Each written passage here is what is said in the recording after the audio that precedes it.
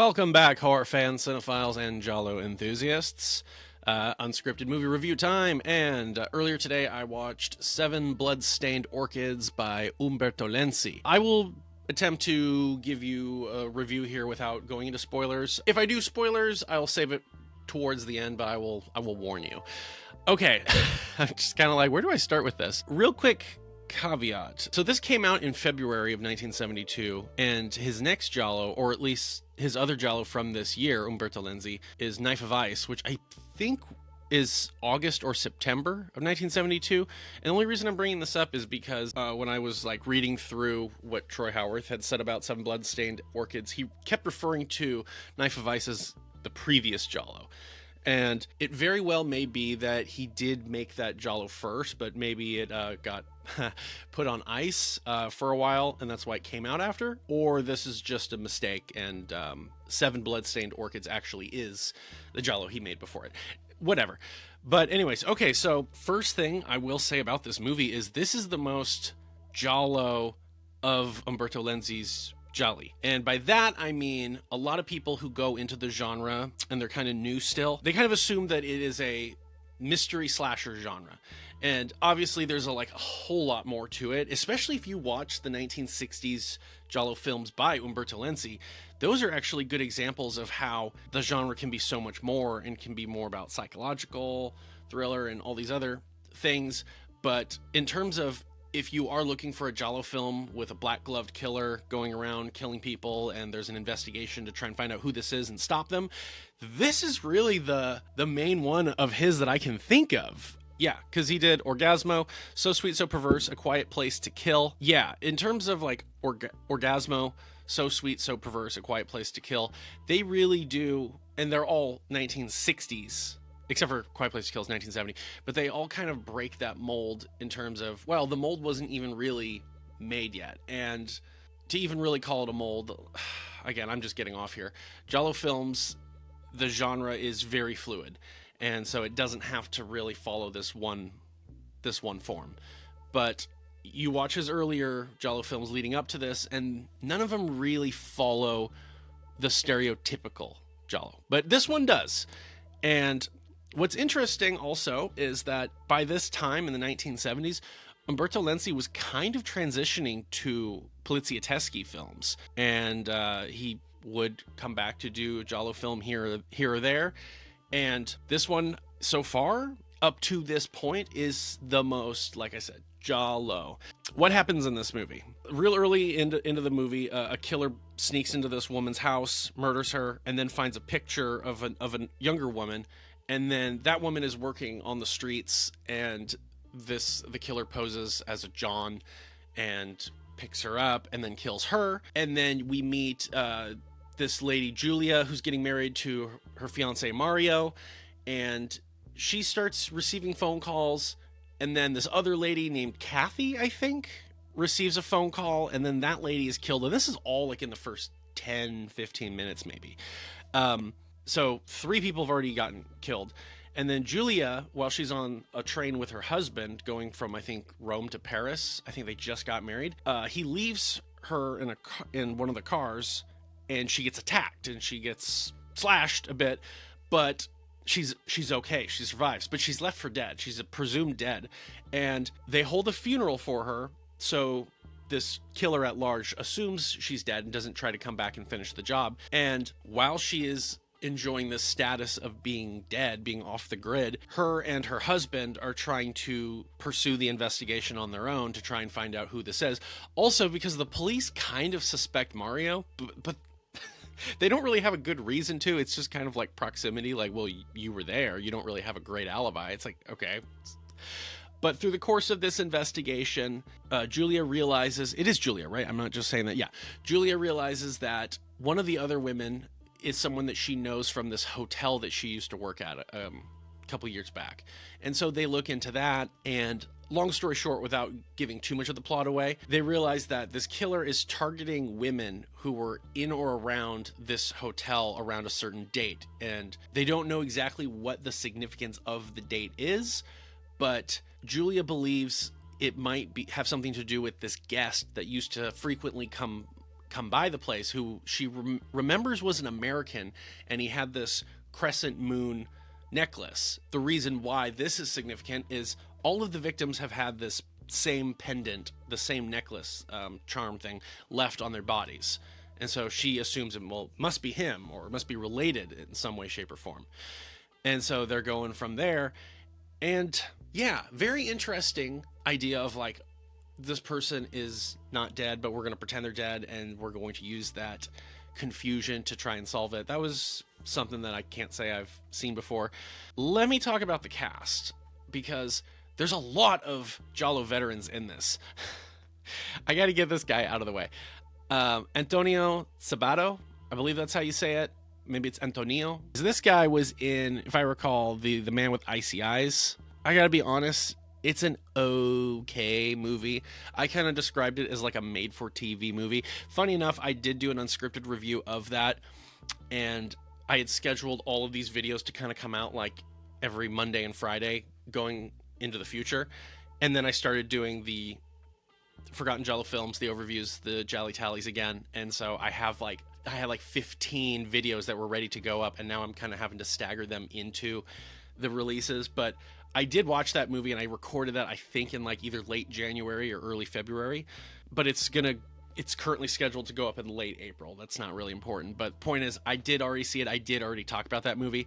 Antonio Sabàto, he's all right. And in this movie, he really leaves much more to be desired.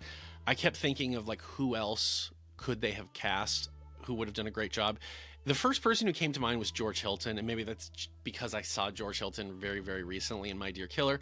But he also, the role itself, where it's this man who's close to this woman who is a target. He's trying to solve it kind of for her, with her. It did remind me of the case of the Scorpion's Tail, so I guess that's why I was probably thinking George Hilton. But in terms of other people, it's like there's a lot of people you could cast that part as, but some people have just been in so much stuff, and I don't really see this. Like John Sorrell, he could play the part, but it doesn't really seem right for him. I think the character is supposed to be a little suspicious for the audience, at least for like the first half. Like maybe it is him, and maybe that's why Mario's character is also occasionally an asshole. Like he's sometimes just kind of rude to his wife. Like, you know, like, let me handle this. Like, no, you stay put type of thing. I mean, he's being protective, but he also just kind of comes off a certain way. Uschi Glas, a German actress who plays Giulia, she is really good, and I believe this is the only Giallo film she did. But she was in a lot of crimi films, if I am correct. And then the main inspector, because this is one of those Giallo films where there is an amateur investigation going on while the police are trying to do their job, and it's kind of like that. Hey, you leave that to us. You stop getting involved. And the inspector is played by Pier Paolo Capponi, and he is great, but he's always great. And this is not the first time he's played an inspector, and he was an inspector in Naked Violence. I always get Naked Violence and Naked You Die mixed. Naked Violence. And yeah, no, he does a great job. And every time he's on, the plot always really feels like it's moving. Let's see, who else do we have in this? Rossella Falk plays one of the women, because there's like 6 women or so that are all in this hotel register that this killer is going after, and for a long time you don't know why is this all, did he just choose these women, or are they tied to something? And as the plot goes along, you do get a little pieces, like Rossella Falk's character, for example. They find her in an insane asylum, and you can kind of assume that something happened that put her in there. And as you meet some other women, you find out that like one of them, who's played by what is her name, Marissa Mel, is, how did they describe it? She had like a wasn't a psychotic episode, but like a panic attack. She's kind of not been the same since something happened. Okay, and then one of the first women who gets killed, I think it's the third woman, the one who is at a party and he follows her home. So it is the third woman, is played by Marina Malfatti, who I remember from the fourth victim, but she was also in All the Colors of the Dark. She was also in Run Psycho Run and The Night Evelyn Came Out of the Grave. I don't know why my brain jumps to the fourth victim. I think it's just because I don't know. I'm not really big on Marina Malfatti. And that's not to say she's bad, but I don't know. I don't know why. I can't really because again, it's not like I think she's terrible or anything. Renato Romano is also in this. There's a lot of other names, but in terms of people that I can immediately go, oh yes, I know exactly who this is. Yeah, a lot of Giallo veterans. And then Fulvio Mingozzi, who I just saw recently in something else, he's also in this, and he's like a really brief part, but still. Anyways, yeah, so what else can I say about this? The script was also written by Umberto Lenzi and Roberto Gianviti. The music was done by Ritz Ortolani. The music is good, although there are a handful of tracks that were borrowed from some other previous Giallo films, and it did take me a while to notice it. And then when I read the part about Seven Bloodstained Orchids in Troy Howard's book, he did bring that up, and I'm like, okay, I'm not crazy. I am crazy, but not for that reason. Yeah, some of the tracks were previously used in So Sweet, So Perverse and Perversion Story. There's like one track in particular, like an actual song that plays in the finale, like right before the final little moment. And I remember thinking, now this song I've definitely heard before. Yeah, okay, so this is, I guess, what I will say for this movie. My impression. It's fine. It's good. I probably wouldn't go out and say it's great, but it's not bad. But it's certainly Umberto Lenzi's. I feel like, again, I haven't covered his last few hurrahs in Giallo. I have seen Knife of Ice though, and I remember Knife of Ice not really liking it. I remember it did some stuff that was at least unique and different, but for me it didn't really hold a candle to Orgasmo or Quiet Place to Kill. And I know a lot of people don't really like A Quiet Place to Kill, but I really enjoy that one. And then I think most people would at least agree that Orgasmo is really good. There's so much, it's dripping in style. And Seven Bloodstained Orchids also has a lot of typical Lenzi style. There's a lot of crash zooms. The camera's just moving a lot. For example, it'll be like someone answers the phone and the camera's on them, and all of a sudden it zooms out to a medium shot with 3 people. Really, really cool stuff like that. And it's funny because it just previously, or most recently, watched My Dear Killer. Actually just finished editing the Jolly Tally today. And Tonino Valeri is also really good with the camera, but it's all of his stylistic choices are so well used that they don't really draw too much attention to themselves.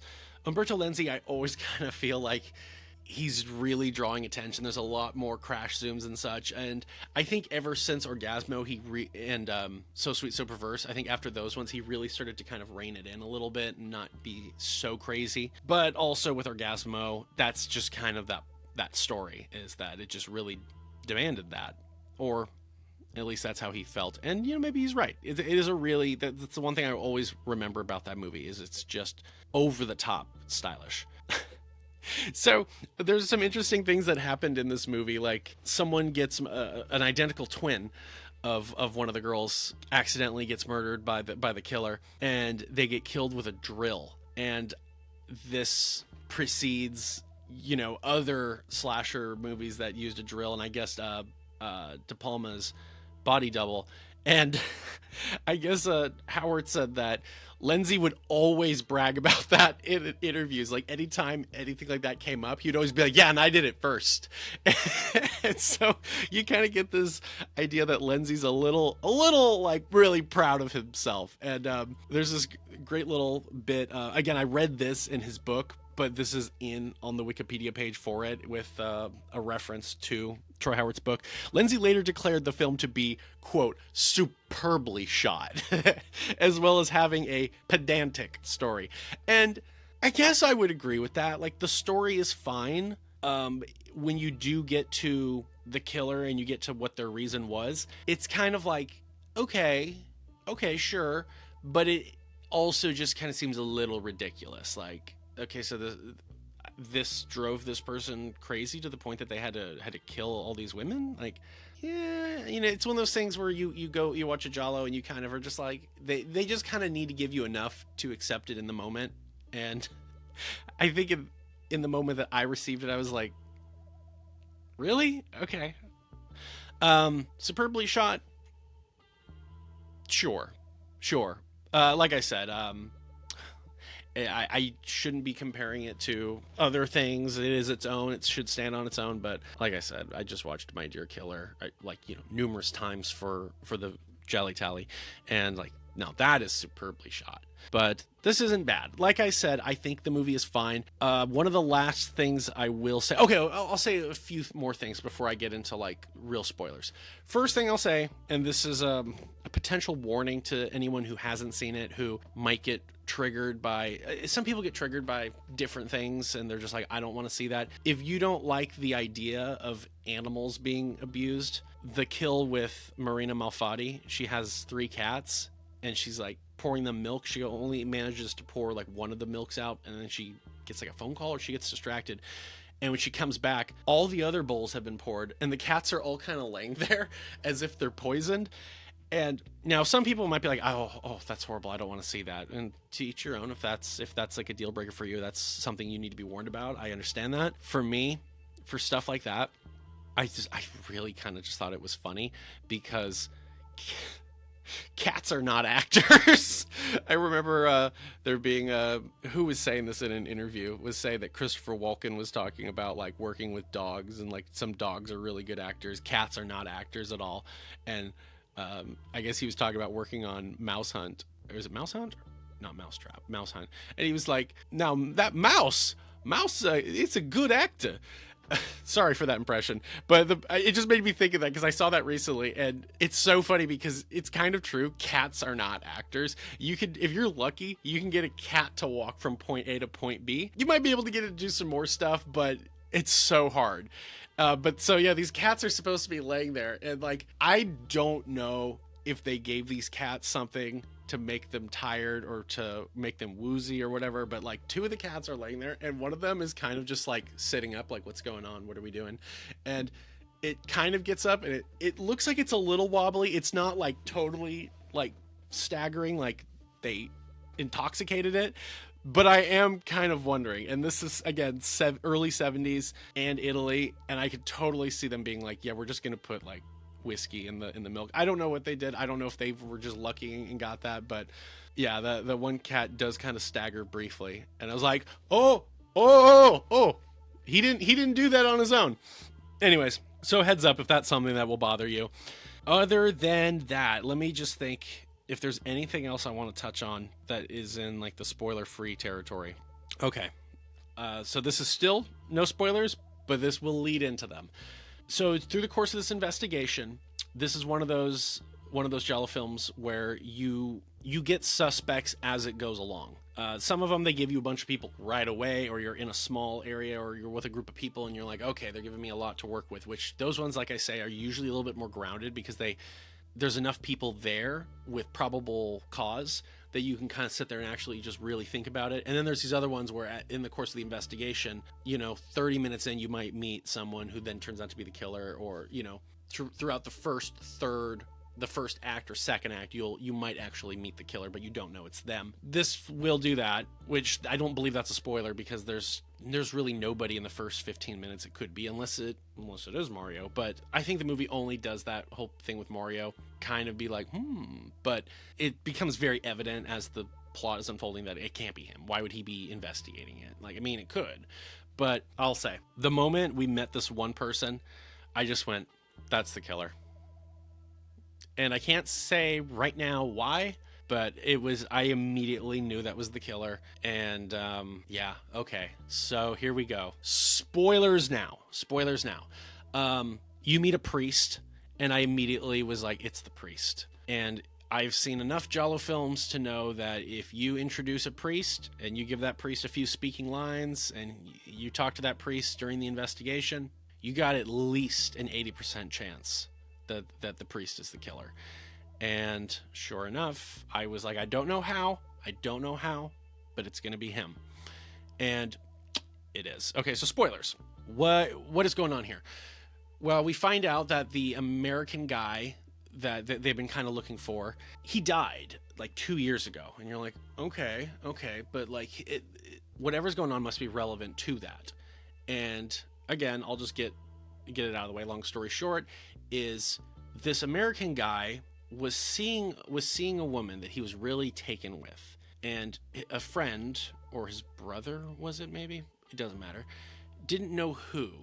All they knew is that they were like going off to see this woman that they were like really taken with.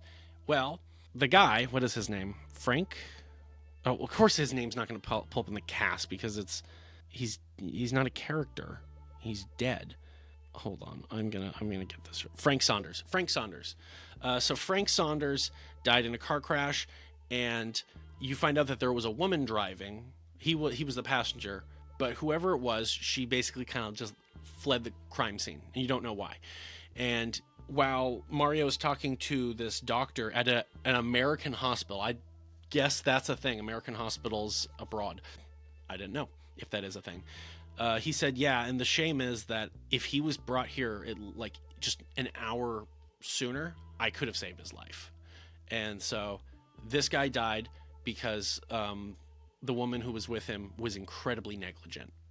And the killer has been killing these women because they don't know who the woman was. All they know is these are the women who were present. These are the women that were at that hotel at that time.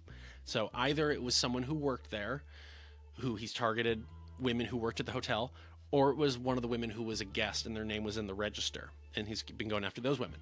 Well, you find out who the woman is, and that is Anna Satori, who is played by Marissa Mell, the one with the identical twin, and she had fled the crime scene because she was married, and she didn't want any of this to come back and like to get to her husband or ruin her life. She was carrying on this secret affair. And the priest, again, I think was his brother. Yeah, his brother. And he didn't know what woman it was. One of the women had already died, and since he couldn't talk to her, he just was like, I'll just kill all the women just to be sure. I was like, okay, that's kind of silly, but sure. So yeah, Romano was our killer, and I'm now always gonna think about how when I shaved and had the mustache and the silly getup, I was like, I kind of look like John Sorrell, and somebody was like, I think you look like Renato Romano, and I was like, fuck you. I'm not saying he's ugly. I'm not. Anyways, but so yeah, that's the reveal. And again, there was a lot of Giallo movies that were doing this, like, take that, clergy.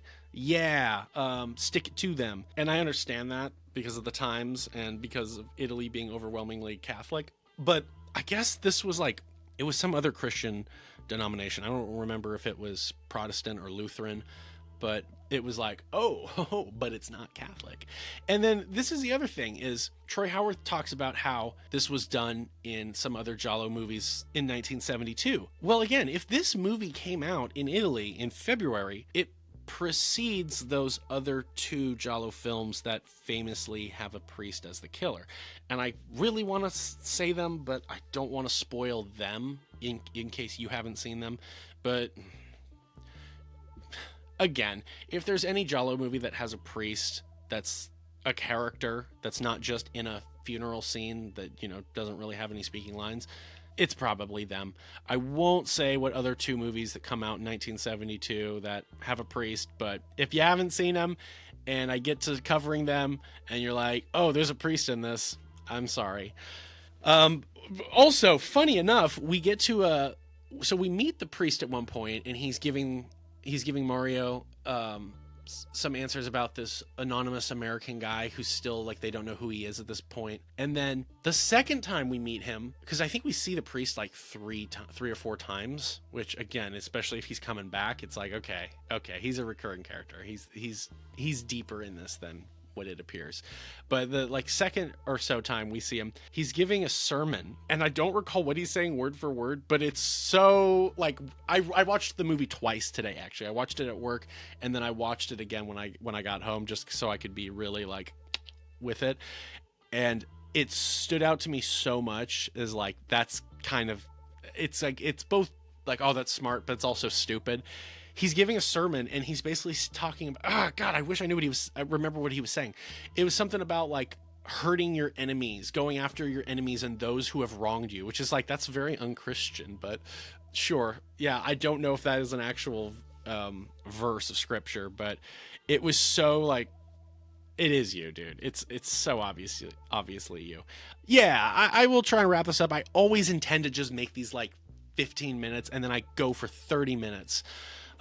So yeah, I'll wrap this up. Seven blood-stained. Oh my God, why can't I talk? Seven blood-stained orchids. Hadn't seen it until today. I thought it was fine. I kind of was expecting it to be a little grittier, be a little bit more. But like I said, it was fine. There was a lot of kills. Some of the kills were really good. Some of them were kind of like, But yeah, also, this movie does have a lot of cliches, a lot of the staples, a lot of the AZ cliches. So I do think the score is going to be fairly high. There's a lot of repeat offenders for people that appeared in a lot of Giallo films before this. I don't think we're going to get a lot of the bonus points, although there were a lot of kills.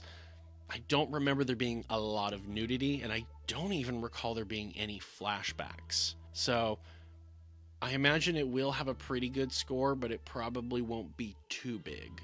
But, oh, yeah, let me guess. Let's see. My Dear Killer came out to... Well, My Dear Killer had a lot of flashbacks. Had 90 points worth of flashbacks. I don't think this is going to be that high, but I do think it's going to have a lot of points. So I'm going to guess in the same ballpark. I'm going to say 550 to 600 points for the final Jolly Tally score for Seven Blood-Stained Orchids. Oh, also, this is something else I wanted to mention. The title. What does the title mean? Does the title come up in the movie? Yes, it does.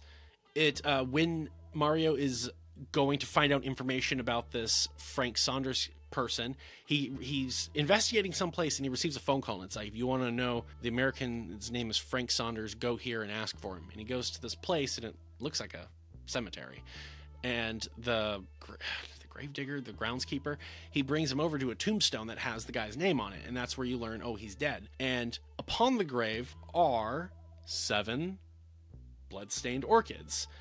Not necessarily blood, but there's 7 orchids with red on them.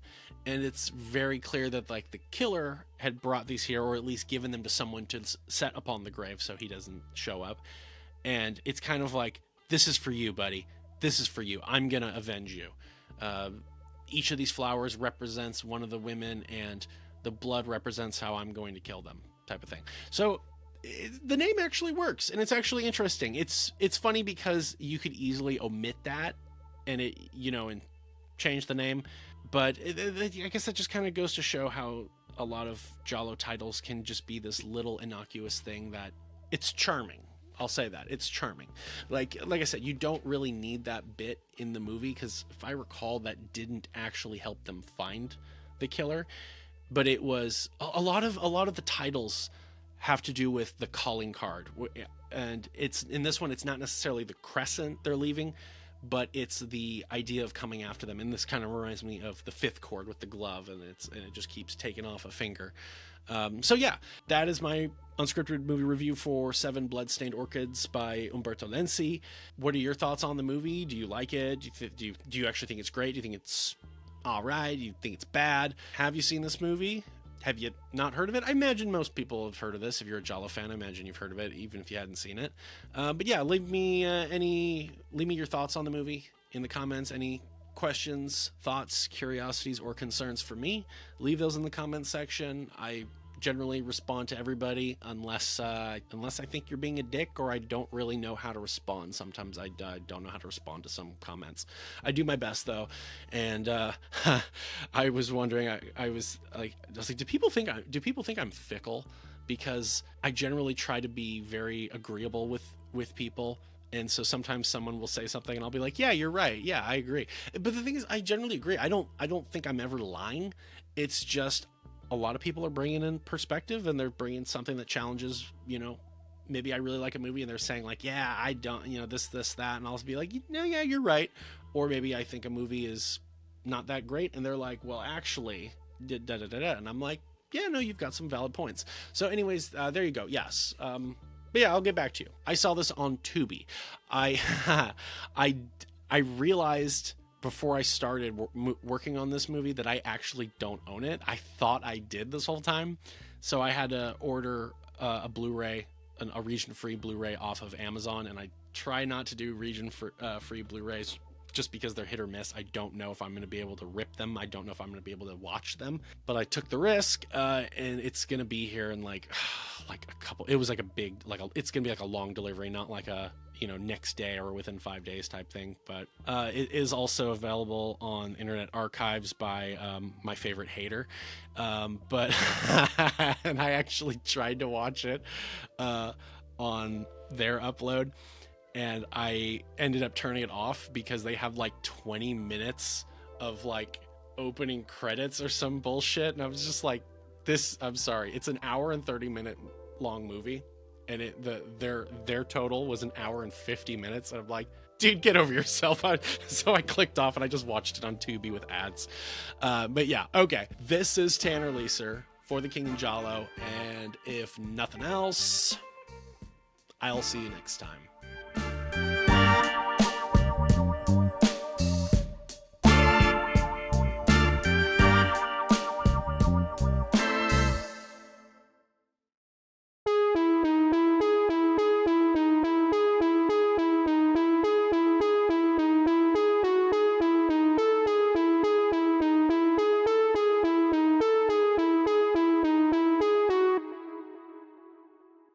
Here's your mother. You ready? That's not my mother. That's my Aunt Maria. You mean they're twins? How do you tell them apart? Oh, it's very easy, sir. You can tell by their car. My mother's got a Fulvia, and Aunt Maria has a Mini Cooper.